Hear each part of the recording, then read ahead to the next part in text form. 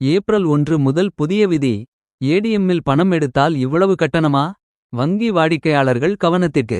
வரும் ஏப்ரல் 1ஆம் தேதி முதல் புதிய நிதியாண்டு தொடங்க உள்ள நிலையில் வங்கி ஏடிஎம் விதிகளில் சில முக்கிய மாற்றங்கள் அமலுக்கு வருகின்றன.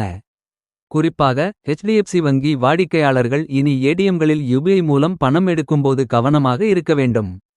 இதுவரை இலவசமாக இருந்த இந்த வசதிக்கு இனி ஏடிஎம் கார்டுகளைப் போலவே மாதத்திற்கு 5 முறைக்கு மேல் பயன்படுத்தினால் ரூ. 23 கட்டணம் வசூலிக்கப்படும் என்று அறிவிக்கப்பட்டுள்ளது.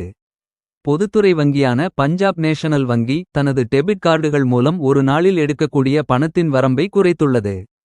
முன்பு ரூ. 1,00,000 வரை எடுக்க முடிந்த நிலையில் இனி கார்டு வகையை பொறுத்து 50,000 முதல் 75,000 வரை மட்டுமே எடுக்க முடியும். அதேபோல ஜியோ பேமெண்ட்ஸ் வங்கி தனது வாடிக்கையாளர்கள் QR கோடை ஸ்கேன் செய்து வங்கிப் பிரதிநிதிகள் மூலம் பணம் பெற்றுக்கொள்ளும் புதிய வசதியை அறிமுகப்படுத்தியுள்ளது.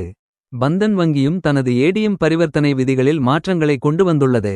இனி பந்தன் வங்கி ஏடிஎம்களில் 5 முறை மட்டுமே இலவசமாக பணம் எடுக்க முடியும்.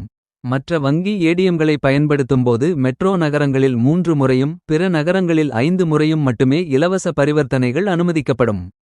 இந்த வரம்பிற்கு மேல் செய்யப்படும் பண பரிவர்த்தனைகள் மற்றும் இருப்புச் சரிபார்ப்பு போன்ற இதர சேவைகளுக்கும் கட்டணம் வசூலிக்கப்படும்.